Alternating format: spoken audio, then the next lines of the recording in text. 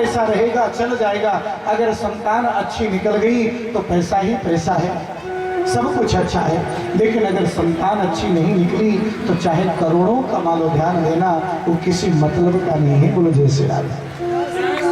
इसलिए कम से कम जो मेन धन है उसको संस्कारित करिए, उसको बचाइए, उसको अच्छा रखिए, उसको ज्ञान दीजिए, उसको शिक्षा दीजिए, उस पर संस्कार डालिए। आज लोग बात बोलते हैं, बोले महाराज जी बच्चा सुनता नहीं, कहना नहीं मानता, क्या करें, क्या करना चाहिए? तो कभी कभी हमारे मुख से निकल जाता है, मैंने कहा पहले आप सुधर जाओ। बोलो जय श्री राम। हाँ, आप सुधर जाओगे तो ये अपने आप सुधर जाएगा। ध्यान देना, संसार में सुधरने की सबसे पहले जरूरत बड़ों को है। बोलो जय श्री राम। बड़े सुधरे तो अपने आप सुधर जाए। हम पाठशाला हैं। अच्छा, मैं आप लोगों से पूछता हूँ, सब लोग शादी की सालगिरह मनाते हैं, जन्मदिन मनाते हैं ना। आज हमारे एक भक्त हैं जिनकी शादी की सालगिरह है, थोड़ा खड़ा करिए, खड़े होइए। हाँ, बहुत बहुत शुभकामनाएं। पहली बार ऐसा शादी की सालगिरह होगी कि भगवान की कथा में आप पूरी तरह से समर्पित हैं, तो भगवान की कृपा, तो आपको बहुत बहुत शुभकामनाएं। लोग बाग शादी की सालगिरह मनाते हैं, जन्मदिन मनाते हैं, लेकिन कभी विचार किया कि जिसका जन्मदिन है, शादी की सालगिरह है, तो अपने भारतीय पोशाक में वो घर में रहे, पूजा करे, मंदिर जाए? ऐसा कितने लोग करते हैं?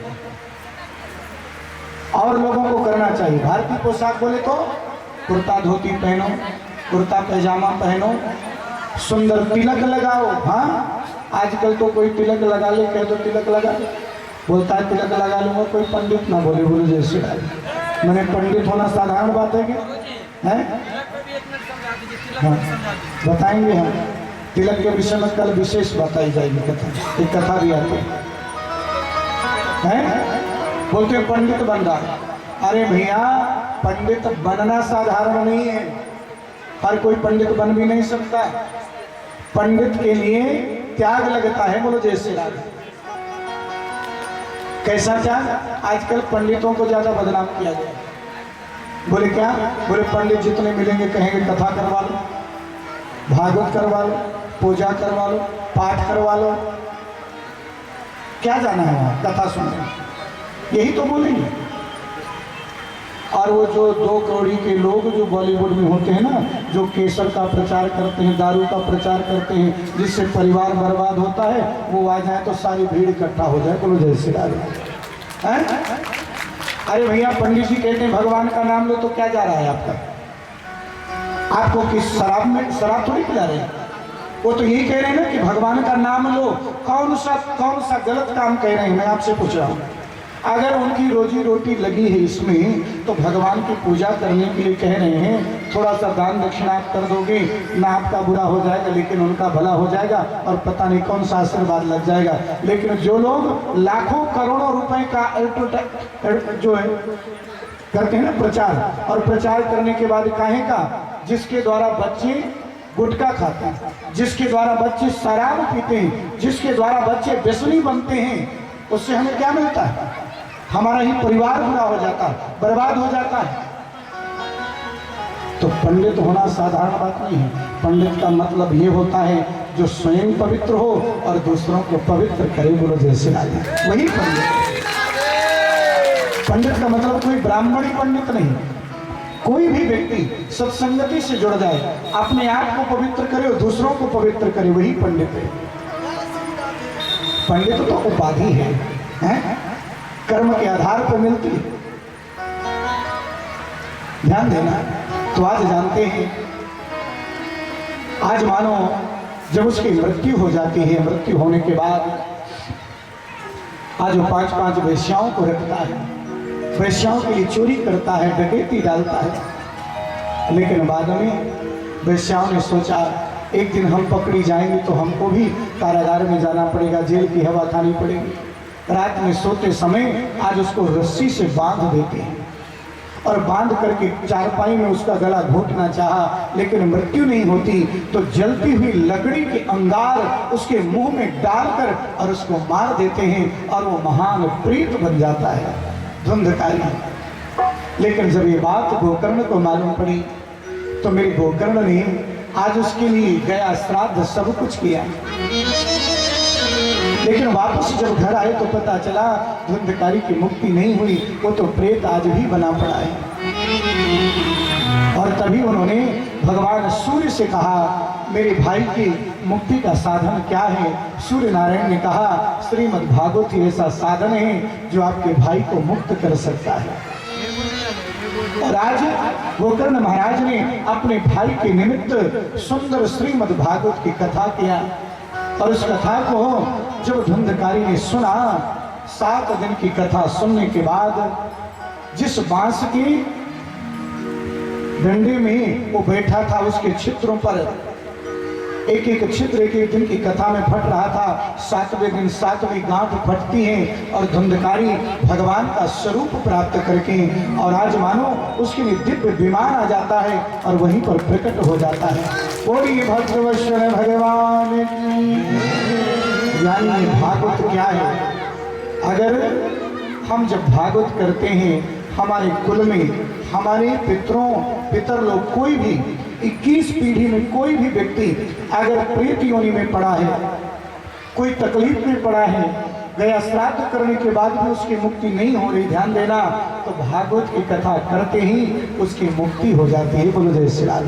भागवत इतना बड़ा सत्कर्म है, जिनके जीवन में पितृदोष लगा हो, ध्यान देना, अगर वो भगवान की भागवत की कथा 7 दिन तक श्रवण कर लेते हैं, उनके जीवन से, उनके बच्चों के जीवन से पितृदोष हमेशा के लिए दूर हो जाता है। बोलो जय श्री राम। सबसे बड़ा सत्कर्म। आज सबसे पहले हमारे फलंदर जी जो है ना, इनके 21 पीढ़ी के पूर्वज यही होंगे और धन्यवाद दे रहे होंगे कि हम जो है, हमको कोई तो पैदा हुआ जो भगवान की कथा हमें सुना रहा है। बोलो जय श्री राम। और जितने भक्तगण बैठे, जितने लोग कथा सुन रहे, ध्यान देना, सभी के पितृ भी संतुष्ट होंगे कि कम से कम हमारे परिवार के लोग भागवत की कथा में जाकर भगवान की कथा तो सुन रहे हैं। बोलो जय श्री राम। और उससे प्रसन्न होते हैं, आशीर्वाद देते हैं आपके कुल को, आपके परिवार को। अरे आप लोगों के लिए तो बड़ा सुंदर अवसर है कि आपके मोहल्ले में भगवान की कथा हो रही है। सबको एक ही काम करना चाहिए, एक ही सोच रखना चाहिए कि हमें भगवान की कथा में समय पे पहुंचना है। बोलो जय श्री राम। और पूरी कथा सुनना है, कथा में बिगड़ ना है, जल्दी से काम कर लेना है, कहीं बाहर नहीं जाना और समय से कथा सुनना है, क्योंकि ये बड़े भाग्य से मिलती है। पता नहीं आप जब 7 दिन की कथा सुनो और आपका किस रूप में कल्याण हो जाए, ये कोई नहीं जान सकता। बोलो जय श्री राम। सिर्फ भगवान के, केवल मेरा मुरली मनोहर जानता है किसका कल्याण कब हो जाए, इसलिए कथा नहीं सोचनी चाहिए। अच्छा, कथा के कुछ नियम हैं। नियम क्या है? बोले भगवान की कथा जब सुनने जाओ तो पहले नंबर का नियम है, ब्राह्मण को निमंत्रण देना चाहिए कि हमको कथा सुनाई। और निमंत्रण कैसे देना चाहिए? बोले नारियल दे करके। इस भागवत का निमंत्रण कब मिला था? नारियल देकर 1 साल पहले। बोले जय श्री राम। जब मझोलिया हम आए थे। और जानते हैं, इसके बाद दूसरा नियम है कि भगवान की कथा जब करें, ध्यान देना, तो जगह की व्यवस्था अच्छी होनी चाहिए, मेरे भक्तों को बैठने की व्यवस्था अच्छी हो, ऐसा जायजा पूरी तरह से लेना चाहिए, भक्तों को तकलीफ ना हो। दूसरा नियम क्या है कि भगवान की जब कथा सुने, ध्यान देना, तो भगवान की कथा सुनने जब बैठते हैं तो 7 दिनों तक भूल से भी किसी व्यक्ति का अपमान ना हो। बोलो जय श्री राम। किसी व्यक्ति को अपशब्द ना बोले, ध्यान देना, पता नहीं किस रूप में नारायण मिल जाए। आप इतना बड़ा काम कर रहे हैं, कौन आ जाए है? तो एक नियम ये भी है कि चाहे जितना गरीब हो, चाहे अमीर हो, चाहे कितना भी बुरा व्यक्ति हो, अच्छा व्यक्ति हो, भूल करके भी किसी का अपमान मत करिए, उससे प्रेम की वाणी बोली। बोलो जय श्री राम। सबका सम्मान, सबके साथ समान भाव, बराबर का भाव होना चाहिए, एक नियम। और एक नियम और, बोले 7 दिनों तक मुख्य यजमान को तो है ही, लेकिन आस पड़ोस के लोग भी जो कथा सुन रहे हैं ना, 7 दिन तक अपना भोजन शुद्ध रखते गुरु जय श्री राम। लेकिन हमने तो सुना है कि बिहार में कोई कथा हो, पूजा हो, पाठ हो, लोग बाग इतना व्रत करते हैं, उपवास करते हैं। हमने मना किया था, फिर भी हमें पता चला कि कलश यात्रा तक लोग बाग बिना पानी भी पिए रहे। 12 बज गए थे, बोले जय श्री राम, पानी ही नहीं पिए, जबकि शास्त्र में ये कहीं नहीं लिखा। अच्छा, दुनिया में सबसे कठिन व्रत अगर कहीं होता है ना तो बिहार में। और बिहार में वो किसके लिए? बोले सबसे ज्यादा माताओं के लिए। बोले जय श्री राम। वो कौन से व्रत हैं? ज्योतिया का व्रत, क्या बोलते हैं उसको? जितिया का व्रत कितना कठिन होता है, और भी न जाने। एक बात ध्यान देना, वो व्रत करते होंगे वैसा कठिन, लेकिन भगवान की कथा सुनने में कोई व्रत नहीं है। व्रत का मतलब केवल एक ही है कि 7 दिन की कथा नहीं छूटनी चाहिए, वही व्रत है। उसमें चाहे भोजन करो, 1 बार नहीं 5 बार, कोई दिक्कत नहीं। भोजनम तु वरम मन्ये कथा श्रवण कार्यक्रम, भागवत में लिखा है, भोजन चाहे 5 बार करो, सिर्फ भगवान की पूजा में, कथा सुनने में आलस्य नहीं आना चाहिए। बोलो जय श्री राम। ज्यादा भोजन ले लोगे तो झोंका लोगे, और कभी कभी कम ले लो तो भी झोंका खाओ। कुछ लोग बोलते हैं ना, भूखे भजन न हो ही गोपाला, है? किसी का मन भूखे रहने पे नहीं लगता, और किसी का मन तब नहीं लगता जब ज्यादा खा लेता है जैसे। इसलिए नॉर्मल थोड़ा सा, लेकिन भोजन मना नहीं है, ध्यान देना। दूसरी बात, दूसरा नियम ये है कि भगवान की कथा जब सुनो, 7 दिनों तक ध्यान देना।